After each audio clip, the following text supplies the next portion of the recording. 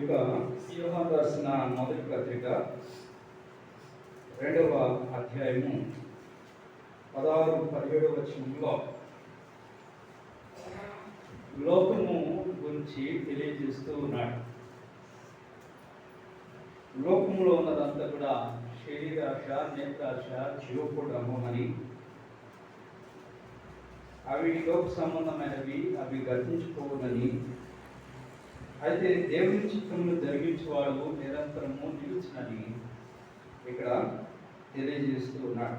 ప్రియమైన వారులారా, ఈ లోకము రంగుల ప్రపంచం మనకు చాలా అందంగా కనపడుతుంది. మనము ఎల్లప్పుడూ భౌతిక దృష్టి కలిగి ఉంటామే కానీ ఆత్మదృష్టి అనేది మనము తక్కువగా కలిగి ఉంటాం.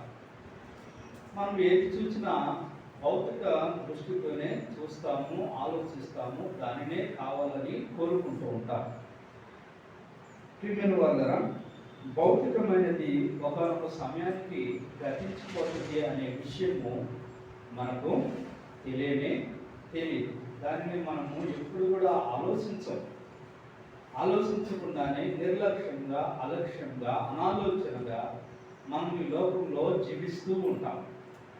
ప్రియమైన వాళ్ళరా, జ్ఞాపకం చేసుకోనండి, కనబడేవి అనిత్యములు, కనబడనివి నిత్యములు అని చెప్పి అంటాడు. ప్రియమైన వాళ్ళరా, చూడండి, ఇక్కడ లోకంలో ఉన్నదంతా కూడా శరీరాశ, నేత్రాశ, జీవపు డంబము అని చెప్పి అంటూ ఉన్నాడు. అవును, మంచి మంచి వస్త్రాలు కట్టుకోవాలని, మంచి ఇల్లు కట్టుకోవాలని, మంచి భోజనములు భుజించాలని, ఈ విధంగా మనము శరీరాశ, నేత్రాశ, జీవపుడమును కలిగి ఉంటాం. కావలసినవన్నీ, చక్కగా ఉన్నవన్నీ కూడా మనము కోరుకుంటూ ఉంటాం. ప్రియమైన వాళ్ళరా, వాటి వలన మనము ఎన్నో వాటి దురాశ చేత ఎన్నో తప్పుడు మార్గాల్లో మనం ప్రయాణం చేస్తూ ఉంటాం. ఒక్కోసారి తెలిసి చేస్తాము, ఒక్కోసారి తెలియక చేస్తాం, ఒక్కోసారి సాహసించి చేస్తాం. పాపం ప్రియమైన వాళ్ళరా, దానివలన కలిగే నష్టమును కూడా మనము అనుభవిస్తూ మన జీవితకాలం అంతా కూడా దుఃఖంతో నిండి ఉంటాం. ఓసారి సంతోషం ఉంటుంది, ఓసారి దుఃఖం ఉంటుంది. సంతోషం అనేది చాలా తక్కువ సమయమే, దానికంటే కూడా దుఃఖం అనేది ఎక్కువ సమయం ఉంటుందని చెప్పవచ్చు. ఎంత ఉన్నవాడికైనను, ఎంత లేనివాడికైనను. ప్రియమైన వాళ్ళరా, నిజము, ఈ లోకము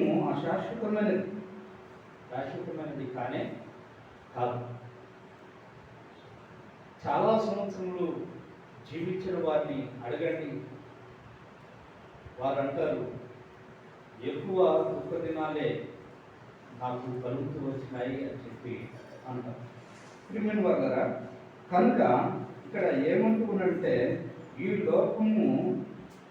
లోకము అంతా కూడా, ఈ లోకము దాని ఆశ గతించిపోతున్నవి అని చెప్పి అంటున్నాడు.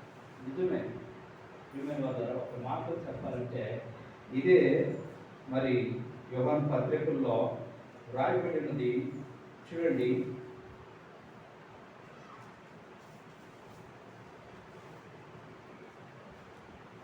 లోకము దుష్టుని యందు ఉన్నది అని చెప్పి అంటాడు. ప్రియమైన వాళ్ళ, జ్ఞాపకం చూసుకోనండి, ఈ లోకము ఎవరి యందు ఉన్నదయా అంటే దుష్టుని యందు ఉన్నది అని చెప్పి అంటాడు కదా.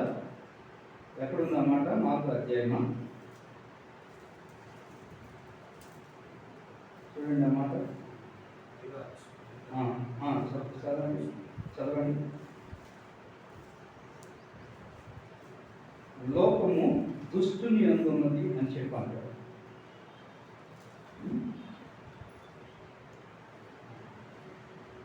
ఏమవుతుందో చదవండి. దేవునికి సంబంధాలు మరియు దేవుని దుష్టుని అందున్నదని ఎరుగుదు. లోకమంతయు దుష్టుని అందున్నదని ఎరుగుదుము.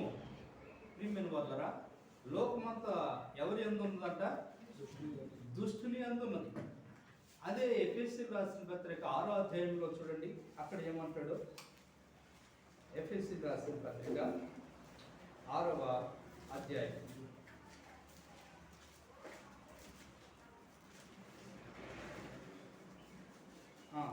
12వ వచనం చదవండి.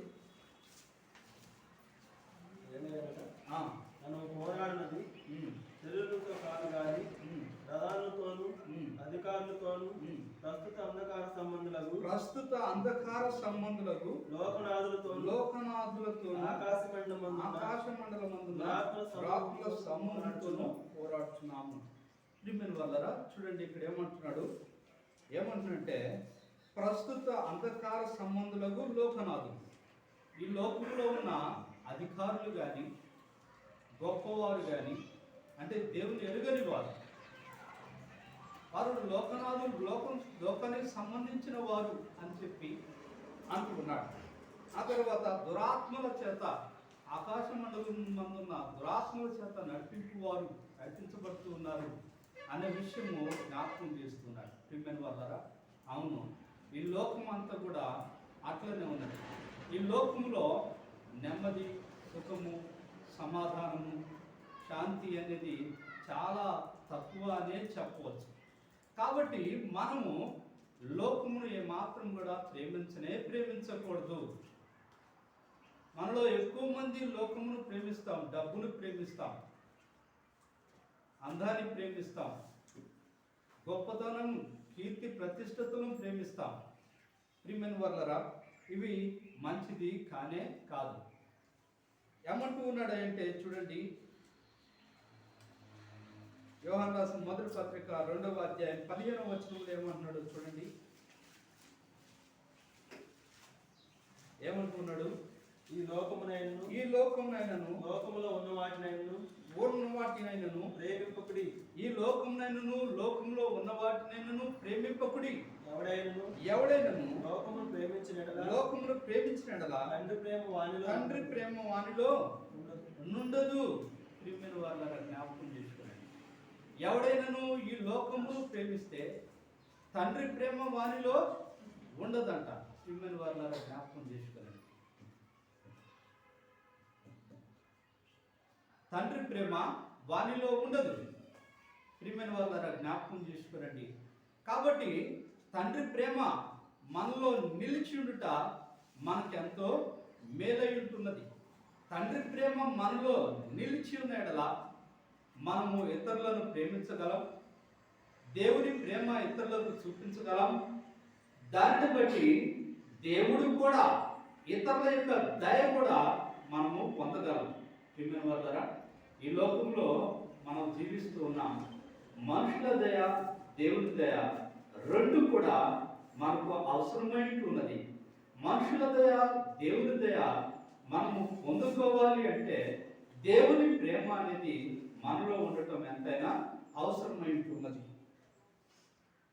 ప్రియమైన వాళ్ళరా, కాబట్టి దేవుని యొక్క సంకల్పం, ఉద్దేశము ఇక్కడ మనకు స్పష్టంగా తెలియపరచబడుతుంది. ఏమంటూ ఉన్నాడంటే ఎవరైనా లోకమును ప్రేమించిన ఎడల తండ్రి ప్రేమ వానిలో నుండదు. కనుక లోకమునైనను లోకంలో ఉన్న వాటినైనను ప్రేమింపకుడి అని చెప్పి అంటున్నాడు. ఇంకో చోట ఇంకొక కఠినమైన మాట మాట్లాడతాడు. చూడండి, యాకోబు రాసిన పత్రిక 4వ అధ్యాయం 4వ వచనం. ఈ లోక స్నేహము చదవండి. ఈ లోక స్నేహము దేవునితో వైరమని మీరెరుగరా? కాబట్టి ఎవడు ఈ లోకంతో స్నేహం చేయగోరును వాడు దేవునికి శత్రువగును. ప్రియమైన వాళ్ళరా అంటున్నాడు, ఎవడు ఈ లోకంతో స్నేహం చేయగోరునో వాడు దేవునికి శత్రువగును. లోకాసు వార్తలో ఒక ఉపమానాన్ని మనం చూడగలం. ఒక తండ్రికి 2 కుమారులు ఉన్నారు. వారిలో చిన్నవాడు ఏమనంటే, తండ్రి నీ ఆస్తిలో నా భాగం నాకు ఇమ్ము, నాకు రావాల్సిన భాగం నాకు ఇమ్ము. సరేనని చెప్పి అతని తండ్రి అతనికి ఇచ్చాడు. అతను ఏం చేసుకున్నాడు, మొత్తము సర్దుకొని తండ్రి దగ్గర నుంచి వెళ్ళిపోయాడు. వెళ్ళిపోయి వేశ్యలతో దుర్వ్యాపారం చేసి తనకున్న దాన్నంతా కూడా పోగొట్టుకున్నాడు. ప్రియమైన వాళ్ళ జ్ఞాపకం చేసుకోండి. అవును, తర్వాత చివరికి అతని పరిస్థితి ఏమైంది?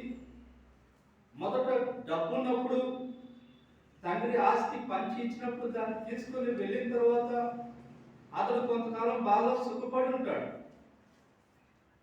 చాలా సంతోషించి ఉంటాడు.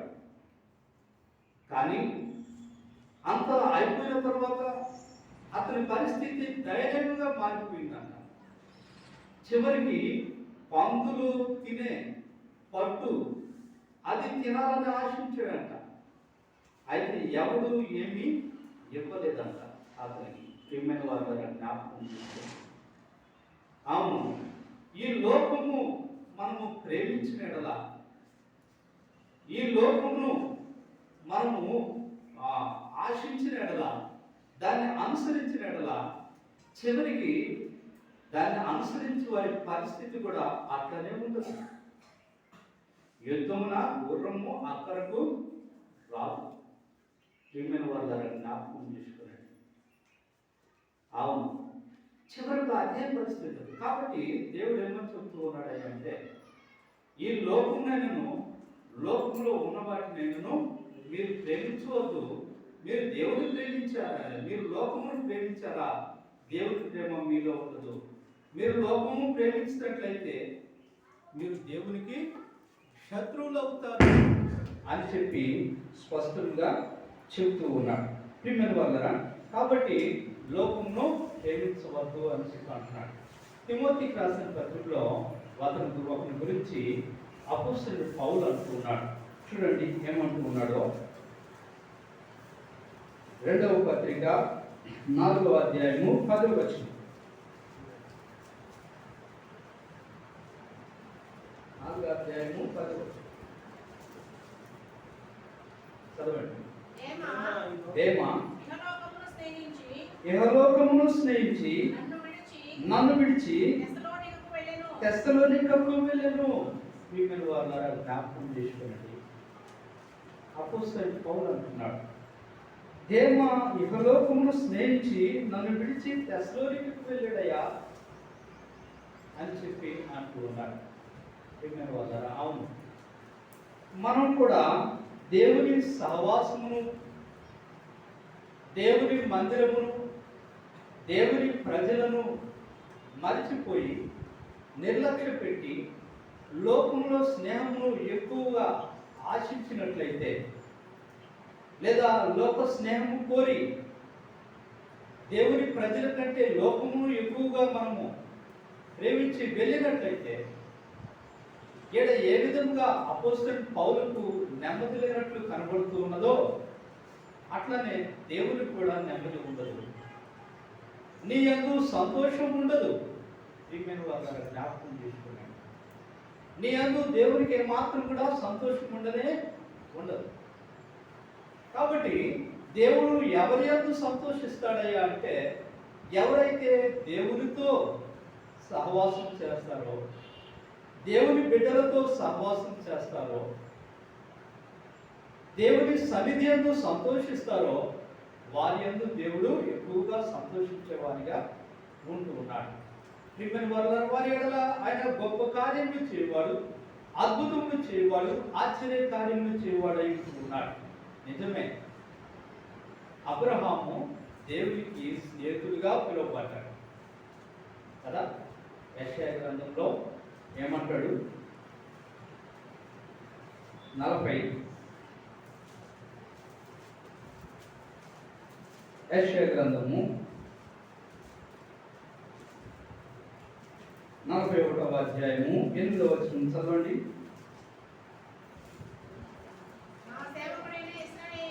నా సేవకుడైన ఇశ్రాయేలు నేను ఏర్పరచుకున్న యాకోబు నా స్నేహితుడైన అబ్రహాము సంతానమా. ప్రియమైన వాళ్ళరా, బైబిల్ అంతట్లో అబ్రహాము నా స్నేహితుడు, అబ్రహాము దేవుని స్నేహితుడు అని చెప్పి 3 చోట్ల చెప్పాడు. అబ్రహాము చెప్పలా దేవుడు నా స్నేహితుడని, కానీ దేవుడు చెబుతూ ఉన్నాడు. ప్రియమైన వాళ్ళ జ్ఞాపకం చేసుకోండి, మనకి ఎవరైనా గొప్పవారు స్నేహితులుగా ఉంటే వారు చెప్పకుండానే మనమే పలుసార్లు చెబుతాం. ఫలానా ఎమ్మెల్యే నా స్నేహితుడు, ఫలానా ఎంపీ నా స్నేహితుడు, లేదా నా ఫలానా ప్రెసిడెంట్ నా స్నేహితుడు, ఫలానా వార్డు మెంబర్ నా స్నేహితుడు, నేను చెప్తాను అనే విధంగా ఎన్నోసార్లు మనం చెప్పుకుంటూ ఉంటాం కదా. కానీ వాళ్ళైతే అతను నాకు తెలిసినోడే, అతను నా ఫ్రెండ్, ఒకప్పుడు ఫ్రెండేదే నాకు అన్నట్లుగా చెప్తారు. ప్రియమైన వాళ్ళరా, అయితే ఇక్కడ దేవుడే చెబుతూ ఉన్నాడు అబ్రహాము నా స్నేహితుడు అని. ఒక ఎంపీఓ ఎమ్మెల్యే సీఎంఓ పిఎంఓ వచ్చి అదో ఫలానా ఊళ్ళో వాళ్ళందరూ నా ఫ్రెండ్స్ అని చెప్పంటే నీకే ఘనం కదా, నీవు చెప్పుకుంటే ఘనమేముంది. ప్రియమైన వాళ్ళరా, ఇక్కడ దేవుడు చెబుతూ ఉన్నాడు అబ్రహాము నా స్నేహితుడు అని. దేవాది దేవుడు భూమి ఆకాశంలో సృష్టించినవాడు, సర్వ సృష్టిని నిర్వహిస్తూ ఉన్నవాడు, నడిపిస్తూ ఉన్నవాడు చెబుతూ ఉన్నాడు అబ్రహాము నా స్నేహితుడు. సరే, ఇప్పుడు అబ్రహామును దేవుడే నా స్నేహితుడు అన్నాడంటే అబ్రహాంలో ఏమి చూచాడు దేవుడు? అబ్రహాంలో ఏమి చూసి ఆ మాట పలికాడు? ప్రియమైన వాళ్ళరా, ఒక్క విషయం చూడండి. ఆదికాండం 18వ అధ్యాయం.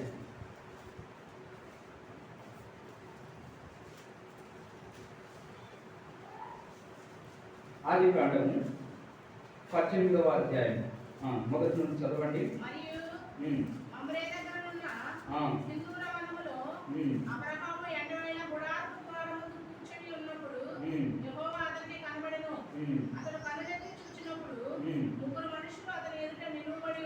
అతడు కన్నులెత్తి చూచినప్పుడు 3 మనుషులు అతని ఎదుట నిలవబడి ఉండిరి. అతడు వారిని చూచి గుడారపు వాకిటి నుండి వారిని ఎదుర్కొనుటకు పరిగెత్తి నేల మట్టుకు వంగి, ప్రభువా నీ కటాక్షం నా మీద ఉన్నట్టులా ఇప్పుడు నీ దాసుని దాటిపోవద్దు. ప్రియమైన వారుగా, దేవుని యొక్క ప్రత్యక్షత చూడంగానే అబ్రహాము పరిగెత్తుకుంటా వెళ్ళి నేల మట్టుకు వంగి సాగిలపడ్డాడట. అప్పటికి అబ్రహాము వయసు ఎంత చెప్పండి? 99 సంవత్సరాలు. అంతేనా? అబ్రహాముకి అంత 99 సంవత్సరాలు. ఇప్పుడు ఆ కుర్చీల మీద కూర్చున్న వాళ్ళకి ఎంత ఉంటుందో ఏసీ 60 లోపే అనుకుంటున్నాను. ఎవరో ఒకరి దగ్గర ఉంటే ఒక 70 ఉండొచ్చు. అప్పుడే కుర్చీలు ఎక్కి కూర్చున్నారు. అబ్రహాము 99 సంవత్సరాలకు పరిగెత్తుకుంటా వెళ్ళి నేల మట్టుకు వంగి నమస్కారం చేశాడంట. అంటే అతని యొక్క మరి గౌరవ మర్యాదలు దేవుని యొక్క ఎంత గొప్పగా ఉన్నాయి.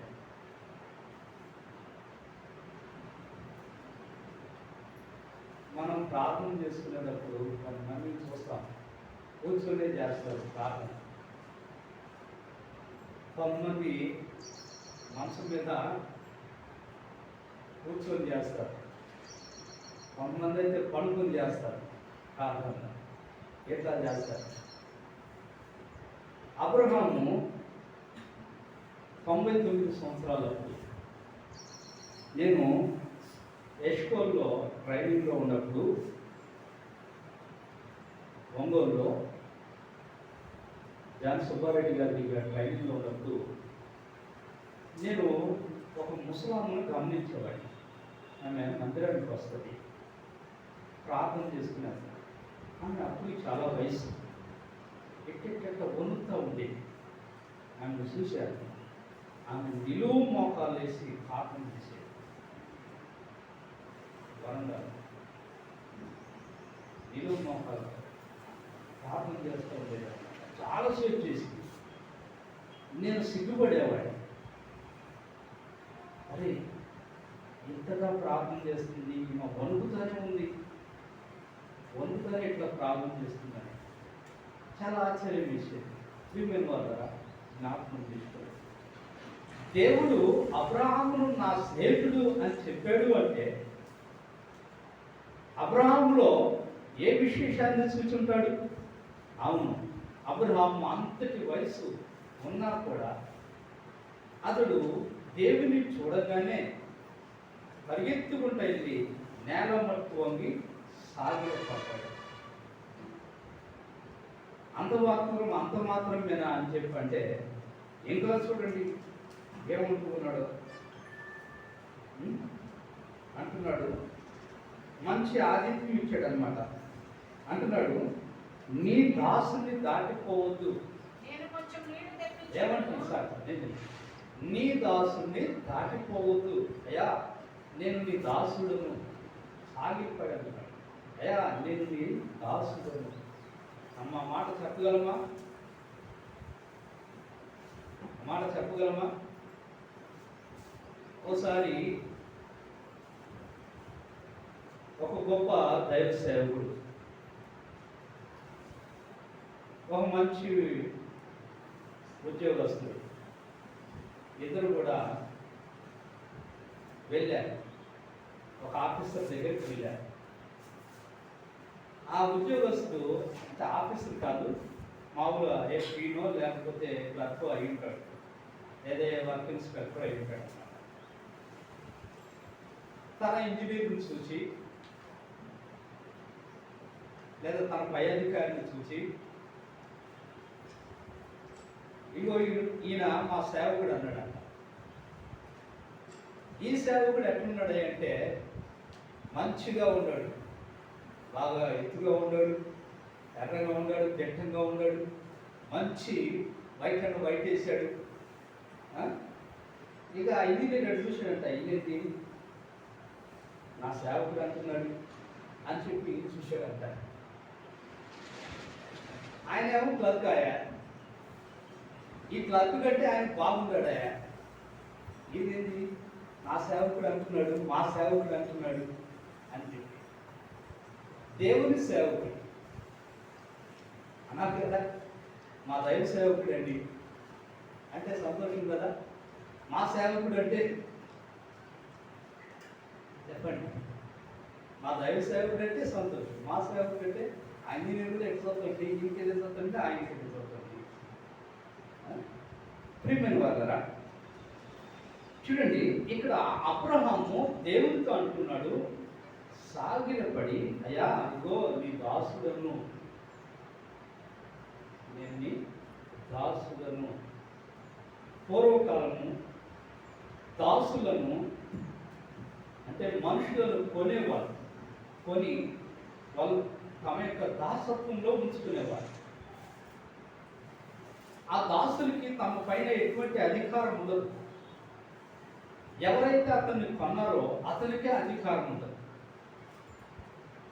ప్రియమైన వాళ్ళ ఇక్కడ అబ్రహాము సాగిలపడి నేను నీ దాసుడును అని చెప్పి అన్నాడు అంటే అర్థం ఏంటి? అయ్యా ఇదిగో నా పైన సర్వాధికారము నీదే, నీవు ఏది చెప్తే నేను అది చేస్తాను, నీ యొక్క మాట లేకుండా నేనేది కూడా చేయను అన్నట్లు అనమాట.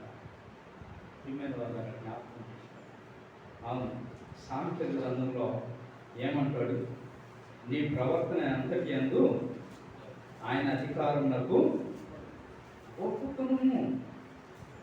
అవును కదా. ప్రియమైన వాళ్ళరా, నీ ప్రవర్తన అంతటి యందు ఆయన అధికారమునకు ఒప్పుకొనుము. ఈ అబ్రహాము అట్లా సాగిలపడ్డాడు కాబట్టి, ఒప్పుకున్నాడు కాబట్టి, ప్రియమైన వాళ్ళరా దేవుడు అంటున్నాడు, అబ్రహాము నా స్నేహితుడు అని చెప్పి అంటున్నాడు.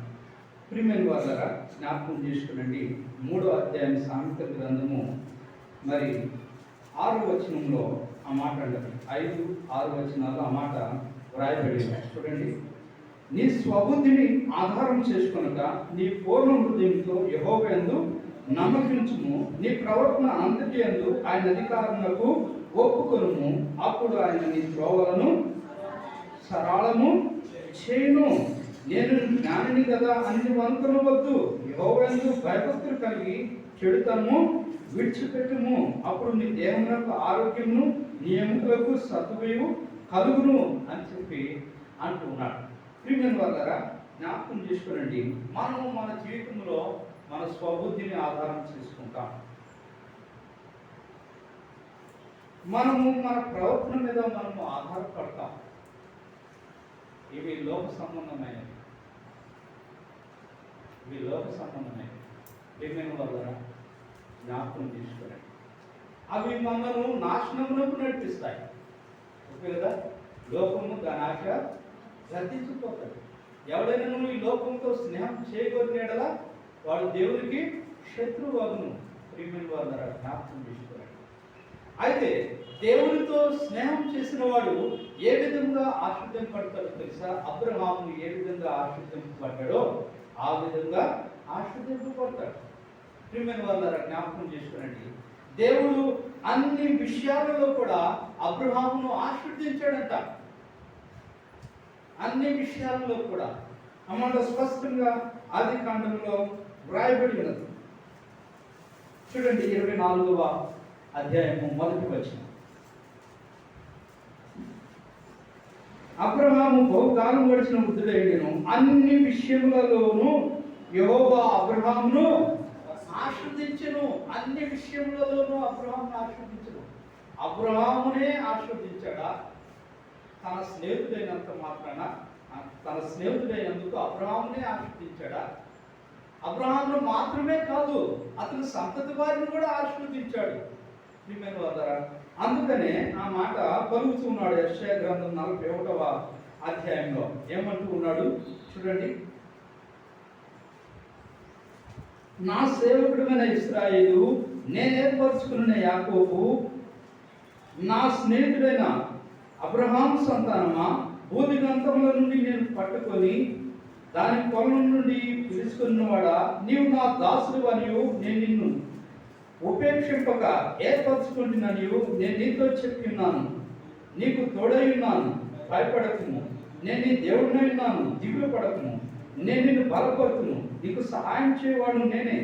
నీతి అను నా దక్షిణాస్తంతో నిన్ను ఆదుకుందును.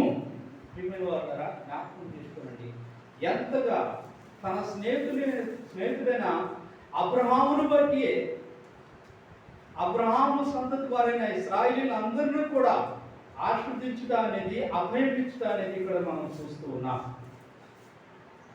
కదా. ఆశీర్వదించడం మాత్రమే కాదు, అభయాన్ని ఇస్తున్నాడు. నేను నీకు తోడై ఉంటాను, నేను నీకు సహాయం చేస్తాను అని చెప్పి అభయాన్ని ఇస్తూ ఉన్నాడు. ప్రియమైన వాళ్ళారా, దేవునితో స్నేహము చేసిన ఎడల ప్రియమైన వాళ్ళారా, అభయాన్ని మనం చూస్తాం, ఆశీర్వాదాన్ని మనం చూస్తాం. ఆ స్నేహం ఎట్లా అంటే ప్రియమైన వాళ్ళారా, వినయ విధేయతలతో పొందుకున్నది. ప్రియమైన వాళ్ళారా, మనం కూడా దేవుని సన్నిధిలో ఎట్లా ఉండాలి అంటే వినయ విధేయతలతో మనం ఉండాలి. దేవునికి ఆ విధంగా ప్రీతికరమైన సేవ మనము జరిగించినట్లయితే మనం కూడా దేవునికి స్నేహితులుగా ఉంటాం.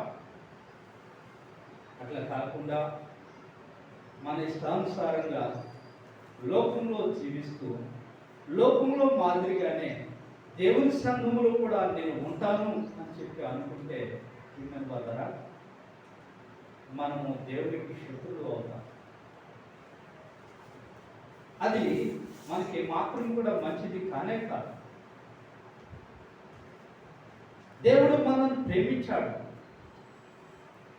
మన స్నేహాన్ని ఆయన కోరాడు, కనుకనే మనల్ని పవిత్రపరిచాడు, మనల్ని పరిశుద్ధపరిచాడు తన స్వరూపం. మిమ్మల్ని వల్ల మన ఎడల ఆయన సంకల్పములు ఎంతో గొప్పవి. దేవుని యొక్క ప్రత్యక్షతలో మనం ముందు కొనసాగుతూ ఉన్నామా లేమా మనల్ని మనం పరీక్షించుకుంటారు మంచిది. మనల్ని మనం పరీక్షించుకుంటాం మంచిది. వాక్యపు వెలుగులో మనల్ని మనం పరీక్షించుకుంటాం మంచిది. ప్రియమైన వాళ్ళ లోకమును ప్రేమించవద్దు, లోకమును ప్రేమిస్తే దేవుడి ప్రేమ మనలో ఉండదు అంటున్నాడు. లోకంతో స్నేహం చేయవద్దు, లోకంతో స్నేహం చేస్తే వాడు దేవునికి శత్రువు అవుతాడు అని చెప్పి అంటున్నాడు. లోకము దాని ఆశ గతించిపోతుంది అంటున్నాడు. ప్రియమైన వాళ్ళ జ్ఞాపకం చేస్తున్నాడు. దేవునితో స్నేహం చేసినట్లా ఆశీర్వాదం ఉన్నది. ఇంకా మీకు చెప్పాలంటే ఆ చివరి వచనంలో ఏమంటున్నాడు? లోకమును దాని ఆశయు గతించిపోవును, కానీ దేవుని చిత్తమును నెరవేర్చువాడు. యోహాను రాసిన మొదటి పత్రిక 2వ అధ్యాయం మనం చదువుకున్న లేఖన భాగంలో చివరి వచనం ఏమంటున్నాడు? లోకమును దాని ఆశయు గతించిపోవును, కానీ దేవుని చిత్తమును జరిగించువాడు నిరంతరమును నిలుచును. దేవుని చిత్తమును జరిగించువాడు. ఏమిటి దేవుని చిత్తం? మనం తెలుసుకోవాలి. దేవుని చిత్తం ఏమిటి అనేది. ప్రియమైన వాళ్ళరా, తెస్సలోనికీయులకు రాసిన పత్రికలో ఆ మాటలు స్పష్టంగా వ్రాయబడుతూ ఉన్నది. చూడండి,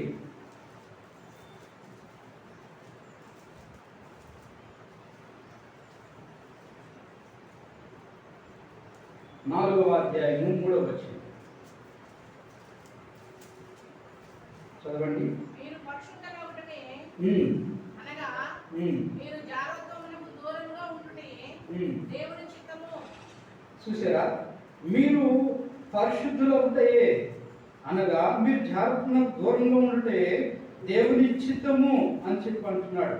మీరు పరిశుద్ధులవుతే దేవుని చిత్తము. దేవుడు కోరుచు ఉన్నది ఏమిటి అంటే, నేను పరిశుద్ధుడిని కనుక మీరును పరిశుద్ధులై యుండుడి అని చెప్పి అంటాడు.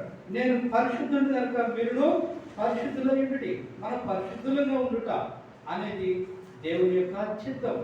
వల్ల ఇహలోక మాలిన్యము మనకు అంటకూడదు. ఇహలోక మాలిన్యము అంటకూడదు. ప్రియమైన వాళ్ళ జ్ఞాపకం చేసుకోండి. అది అంటకుండా మనల్ని మనం కాపాడుకుంటా దేవుని చిత్తమై ఉంటూ ఉన్నది. ఆ తర్వాత మరలా ఏమంటున్నాడు? 5వ అధ్యాయము 16వ వచనంలో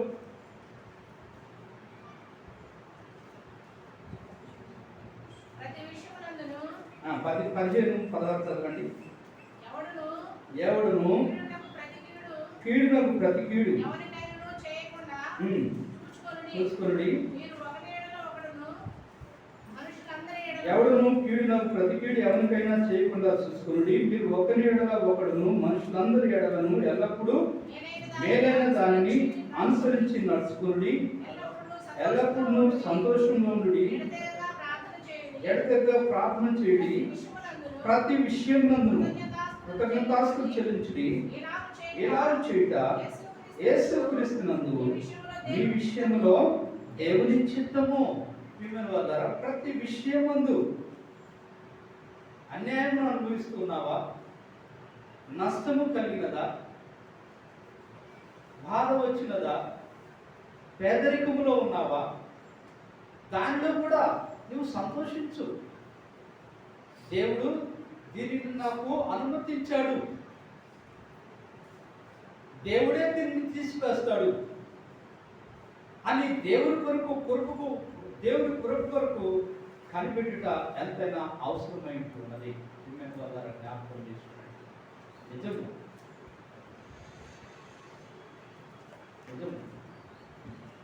మనము మరి కీడు చేసి దానివల్ల నష్టము పొందితే బాధను అనుభవించుట, ప్రియమైన వాళ్ళరా మేలు చేసి బాధను అనుభవించుట, ఏది మనకు సంతోషాన్ని ఇస్తుంది? ప్రియమైన వాళ్ళరా ఏది మనకు ఖ్యాతిని తీసుకుని వస్తుంది? మేలు చేసి బాధపడినప్పుడు కదా మనకు ఖ్యాతి. మేలు చేస్తున్నాం, కానీ ఎదుటి వారు కీడు చేశారు. అయినా దానిలో సంతోషించు. తీర్పులో దేవుడు న్యాయంగా తీర్పు తీర్చడా, బాధపడు అని పక్షమున, దరిద్రుల పక్షంగా, తండ్రి లేని వారి పక్షంగా దేవుడు న్యాయం తీర్చువాడై ఉన్నాడు. ఈమెను వాళ్ళ జ్ఞాపకం చేసుకున్నాడు. ఈ లోకంలో మనం జీవిస్తూ ఉన్నాం. మనము బాగా డబ్బు ఉన్నప్పుడు లేదా సుఖ సంపదలు కలిగినప్పుడే కాదు, బాధలో కూడా ఏ విషయంలోనైనాను ప్రతి విషయంలో సంతోషించుట అనేది దేవుని చిత్తమై ఉన్నది. ప్రతి విషయంలో దేవుని మరి కృప కొరకు కనిపెట్టుట అనేది ఈమెను వాళ్ళ జ్ఞాపకం చేసుకుని అన్నాడు, కీడు ప్రతి కీడు ఎవరికి చేయవద్దు అని చెప్పి అంటున్నాడు. మనుషులందరూ ఎల్లప్పుడూ మేలైన దాన్ని అనుసరించి నడుచుకుని అంటున్నాడు. ఎడతెక్క ప్రార్థన చేయడి అని చెప్పి అంటున్నాడు. ఈమెను వాళ్ళ జ్ఞాపకం చేసుకున్నది. ప్రతి విషయంలో మనం సంతోషించట దేవుని చిత్తమై ఉంటున్నది. కాబట్టి దేవుని చిత్తము మనము గ్రహించి తెలుసుకొని దేవుని చిత్తానుసారంగా మనం ఈ లోకంలో జీవిస్తూ ఉన్నప్పుడు దేవుని కృప మన మీద సమృద్ధిగా కుమ్మరింపబడుతుంది. నది వలె అది మన మీద కుమ్మరింపబడుతుంది. ప్రియమైన వారలారా, జ్ఞాపకం చేసుకునండి అంటున్నాడు. దేవుని చిత్తం నెరవేర్చేవాడు నిరంతరము నిలుచును అని చెప్పి అంటున్నాడు. అవును, అప్పుడు జీవమునకు మనం పాత్రలం అవుతాం, పరలోక రాజ్యానికి పాత్రలం అవుతాం. అట్టి వారు కావాలనే కదా దేవుడు కోరుకుంది. ప్రియమైన వారలారా, జ్ఞాపకం చేసుకోండి. కాబట్టి అంటున్నాడు, లోకంలో ఉన్నదాన్ని నేను ఎదిరించవద్దు అని చెప్పి అంటున్నాడు. లోకము దాని ఆశ గతించిపోతుంది అని చెప్పి అంటున్నాడు. లోకంతో స్నేహం చేయవద్దు, దేవునితో స్నేహం చేయాలి అంటున్నాడు. దేవుని చిత్తాన్ని మనము ఎరిగి దేవుని చిత్తాన్ని తెలుసుకొని దాన్ని జరిగించినప్పుడు మనము నిత్య జీవం పొందుతాం అనే విషయాన్ని తెలియపరుస్తున్నాడు. వల్ల మనం ఈ లోకంలో ఎట్లా ఉంటున్నాం, మనం పరీక్షించుకొని ఆ బలలో పాల్గొంటాం.